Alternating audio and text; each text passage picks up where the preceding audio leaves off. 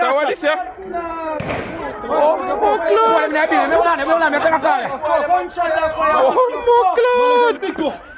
Ladies and gentlemen, boy and girl, what a go on. Social media TV come to tell her what a go on. So this is what a go on.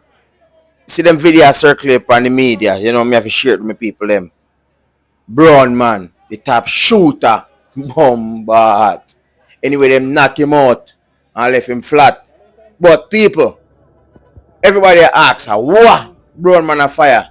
Someone want to share with you guys what kind of machine BrownMan have over talk too much. Let's get in the video. Let me tell you what kind of machine BrownMan I work with. R.I.P. BrownMan. Let's get into it. This morning with a traffic accident along the Caledonia main road. The traffic officers responded to this traffic accident. However, so soon as the officer got to the scene, he quickly realized that the driver of that vehicle was suffering from gunshot wounds. He was rushed to the hospital and he eventually succumbed. Our antennas went up right away, high and wide, and it led to our operational response in terms of our investigations. This led us to Caledonia Road, where we experienced over 4 hours of standoff from barrage of gunshots being fired at the police from this particular address. The police were very persistent in trying to get this individual to surrender. However, all those efforts failed. The building was subsequently breached, and the police, these joint efforts between the JCF and our counterparts at the military, led to them entering the building, conducting the search, and found the suspect injured. He was taken to the hospital and we learned that he eventually succumbed to his injuries. A multi-caliber omni-hybrid rifle capable of firing all different sorts of ammunition was recovered, as also 1 Beretta pistol with an extended magazine. We are still counting, but so far over 450 assorted rounds were taken from the premises. Our investigation continues, but I must place on record the tremendous work and leadership on the ground led by Divisional Officer Superintendent Kerry Duncan, and was ably supported by our Area Ops Officer, Acting SSP White, and the coordination from the teams from Area 3 and the teams from Kingston led to us displaying JCF high standard of professionalism and response in breaching that building and in making that situation return to some level of normalcy. Our investigation continues. What do you have on this gentleman? Who was he really?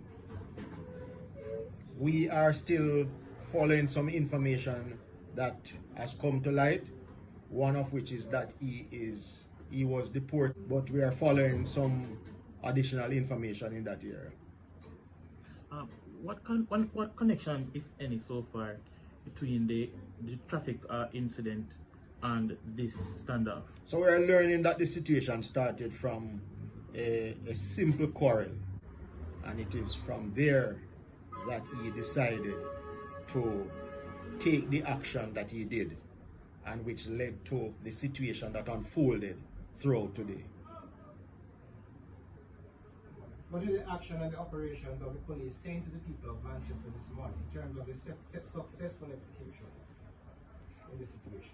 We continue to speak of the JCF. You have seen us in action throughout 2025 and before. And you're seeing where we are now in terms of our crime figures. And Area 3, right across Area 3, we continue to do very well in terms of the effort. So I have high commendation for the team led by SSP McCullough in Clarendon, SP Duncan right here in Manchester, and SP Minto over there in St. Elizabeth. And then Hussat area is ensuring that we manage and coordinate and lead well. So we remain committed. So we are not just talking.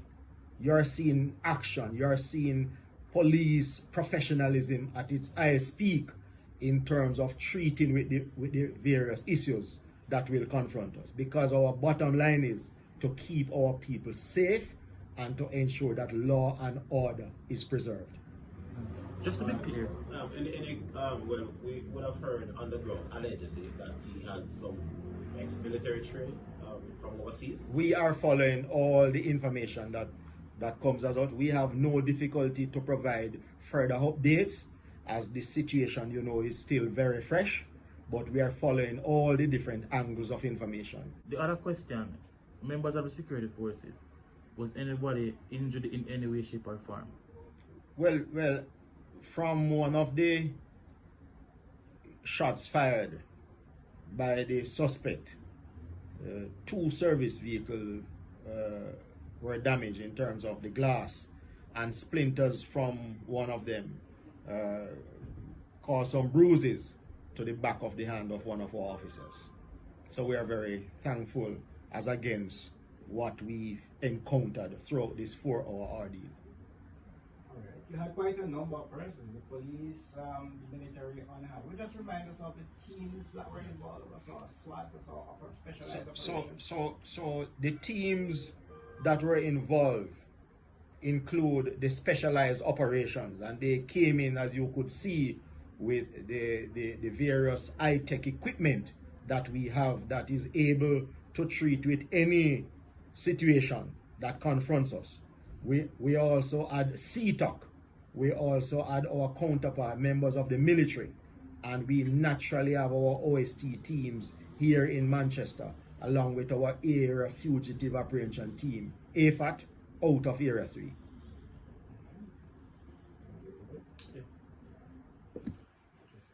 Technology in the execution of this operation. And we have you asked that one because we ensured, just like how you continue to hear our commissioner speaking, and he's a man who believes in technology. So he's not just talking about technology. We are ensuring that we practicalize what the commissioner is saying about technology. So our drone support was in full mode at that particular location. And so that aerial picture and that high in the sky view, we had that on display today. And naturally, it assisted in whatever we did.